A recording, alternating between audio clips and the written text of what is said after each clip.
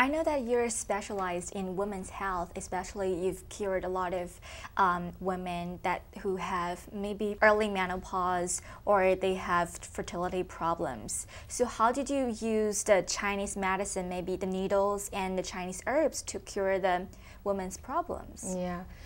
Woman is interested in body actually. Women's really, the body is strong, can be delicate too. So a woman takes blood as a foundation. We talk about those blood. Blood is not simply just blood, it's more deeply nourishment.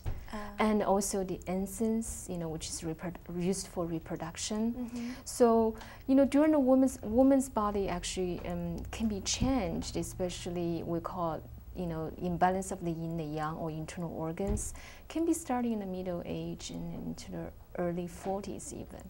So in clinic we can look at lots of, so we are not just treating menopause, premenopause, but we also prevent to prepare, go through the natural, aging process. Because we believe the menopause is a natural aging process. Right. It's the imbalance of the yin, the yang, also deficiency of the yin, the yang, especially related to the kidney and liver energy. For example, if you look at a woman's body in the whole life, during the adolescence, puberty, our kidney energy, liver energy is immature. So it's not well developed. So it tends to be people have irregular period and skip the period, even no period if they don't take care of the diet, exercise, sleep, everything very well. So but during the middle age, so it's like childbearing age, it's like imbalance of the liver and the spleen.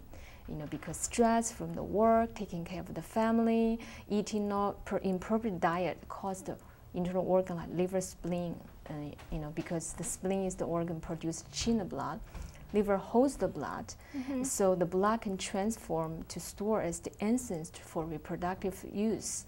But during the menopause, premenopause, it's the depletion of the liver kidney energy, which is deficiency and imbalance. So we often explain the woman's body during the menopause just like a body like a river. If there's lack of the water, and it tends to be energy becomes sluggish, even jammed. Or there's just nothing to flow. Yeah, nothing to flow because it's deficiency. Right. First, it's deficiency in causing imbalance. The other thing is just like a heated pot. If the less of the water, the quicker to be healed, and the hotter it will be. So that's why like menopause woman has hot flashes, night sweats, temperature sensitivity, emotional imbalance, depression, anxiety, or achiness and sleep disturbance. We all believe in like kidney and heart disharmony, water and kidney and water and fire energy disharmony, and also deficiency. Too much fire. Yeah, too much fire because of the water energy's deficiency. So needs nourishment. So Chinese medicine uses acupuncture to try to stimulate the body, its own ability to heal itself. For example, we call it there's sluggish, there's stagnant, and the body has a strong, human body has strong ability to be healed, to heal itself. So acupuncture is stimulating the points which is deeply collected, the energy, and the deeply energy collection in the points. We stimulate this point, the meridians through the meridian can affect the internal organ to correct the internal organ imbalance. The other, we use the herb medicine too. Chinese herb medicine usually is the formula, customized compound formula to try to nourish and to correct imbalance. If there's too much heat, we use cooling herbs. We have lots of people have hot flush, night sweats. After use a cup of tea, and they really feel much better. They not have hot flush that frequent. They sleep much more soundly. So also diet. I tried the Bajin Tang you gave to me last time from TCM. Yeah, and it's really good. Yeah, Bajin Tang nourish the blood. Because that's why women tend to be often a little bit blood deficiency. Even not necessarily anemia, but the quality of the blood. Yeah, it can be started with early age. So the Chinese medicine is very good. Herbal medicine and acupuncture is very good to prevent that, So yeah. In Chinese, there's a saying. It is 吃什么补什么. It's in English. It means whatever you eat, whatever it gives back to you. It's like when we were little, our parents would say, "Oh, you're not smart enough. Here's the chicken heart. Take the chicken heart." Oh, yeah, that's right. That's right. For example, liver. You know, if people have vision issue problems, right? The blur vision, nighttime blindness, and they would suggest you, eat liver, like animal liver or organ liver, or eat some.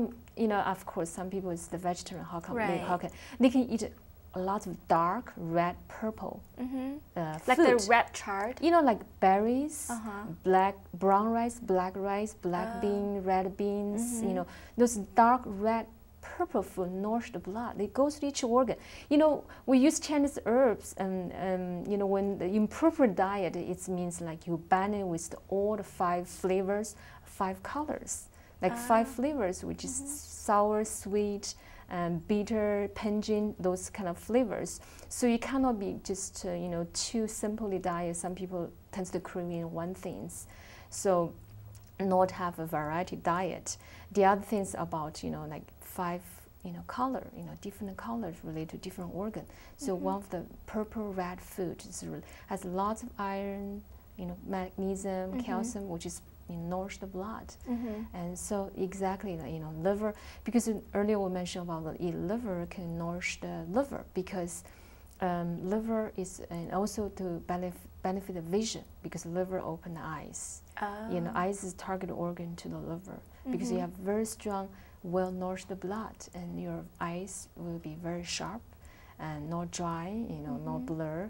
So that's actually exactly work that way. And I know you also do Tai Chi. Sometimes you teach in the studio, right? Yeah. Tai Chi is my hobby, because in Chinese medicine we're very much emphasize energy, internal harmony, and strengthen energy is always the case. We need to strengthen the body to balance the body. Tai Chi is one of the most powerful form of Qigong, and focus on the internal harmony.